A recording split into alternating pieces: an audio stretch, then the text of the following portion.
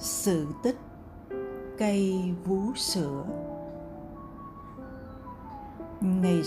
Ngày xưa, ở một làng quê nọ, có hai mẹ con sống đơn chiếc.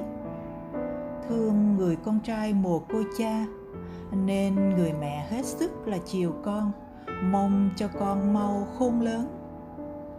Được mẹ nuông chiều, cậu bé đâm ra hư hỏng và ngày càng quá quắt.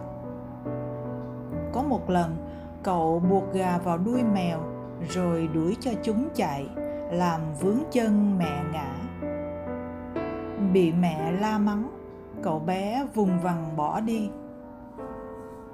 Cậu lang thang hết nơi này sang nơi khác, la cà khắp mọi nơi và thầm nghĩ không có mẹ thật là sướng, suốt ngày chẳng phải bị ai la mắng cả.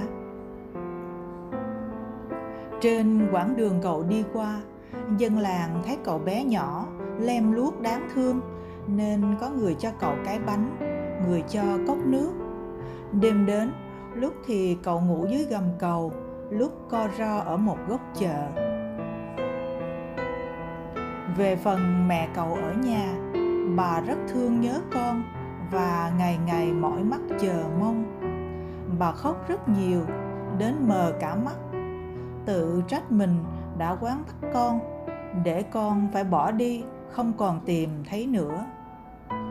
Chờ mãi mà không thấy con quay về, nên bà ốm nặng rồi mất. Còn cậu bé, không biết cậu đã đi bao lâu. Cho đến một hôm, vừa đói vừa rét, lại bị trẻ lớn bắt nạt. Cậu ngồi bên gốc cây ven đường và bỗng thấy nhớ mẹ. Nhớ về những ngày tháng được mẹ yêu thương, cưng chiều, được ăn những món ăn ngon, được nằm ngủ trên chiếc giường thật êm bên vòng tay mẹ. Cậu nghĩ bụng, khi mình đói, mẹ vẫn cho mình ăn. Khi mình bị đứa khác bắt nạt, mẹ vẫn bên mình phải quay về với mẹ thôi. Thế là cậu liền tìm đường trở về nhà. Cảnh vật ngôi nhà vẫn như xưa, không hề thay đổi. Vẫn mái nhà tranh và khoảng sân rộng, nơi cậu và mẹ vẫn thường ngồi chơi đùa cùng nhau đấy mà. Cậu chạy ùa vào và gọi mẹ. Mẹ ơi, mẹ ơi, mẹ đâu rồi? Không có tiếng trả lời, chỉ có tiếng cậu vọng lại. Mẹ ơi, mẹ ơi, mẹ đâu rồi? Cậu tiếp tục gọi. Mẹ ơi, mẹ đi đâu rồi? Con đói quá mẹ ơi. Cậu vẫn không có tiếng trả lời, chỉ có tiếng cậu vọng lại. Cậu gọi mãi, cho đến khản cả cổ mà vẫn không thấy mẹ. Kiệt sức, cậu gục xuống ôm lấy một cây xanh trong vườn mà khóc. Kỳ lạ thay, cây xanh bỗng rung rẩy, từ các cành lá, những đài hoa bé tí trổ ra, nở trắng như mây. Rồi hoa tàn, quả xuất hiện, lớn nhanh như thổi, da căng mịn, xanh óng ánh, rồi chín. Cây nghiêng cành, một quả to rơi vào tay cậu bé. Cậu nhặt lên, vội đưa vào miệng, cắn một miếng thật to. Chát quá. Quả thứ hai rơi xuống, cậu lột vỏ, cắn vào hạt.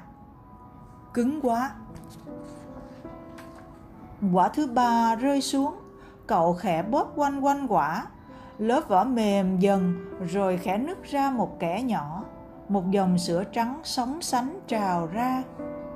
Cậu ghé môi hứng lấy dòng sữa ngọt ngào, thơm ngon như dòng sữa mẹ.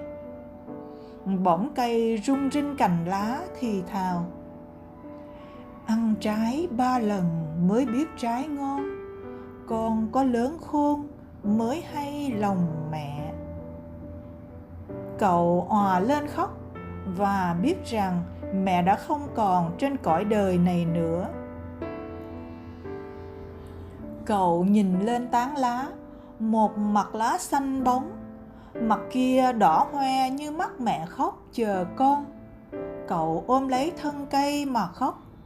Thân cây xù xì, thô ráp như đôi bàn tay hay làm lụng của mẹ thuở nào. Nước mắt cậu rơi xuống gốc cây. Cây xòa cành ôm cậu như bàn tay mẹ âu yếm vỗ về. Cậu kể cho mọi người nghe chuyện về người mẹ và nỗi ân hận của mình. Trái cây thơm ngon ở vườn nhà cậu, ai ăn thử cũng thích. Họ xin hạt đem về gieo trồng khắp nơi, và từ đó người ta đặt tên cho cây là cây vú sữa.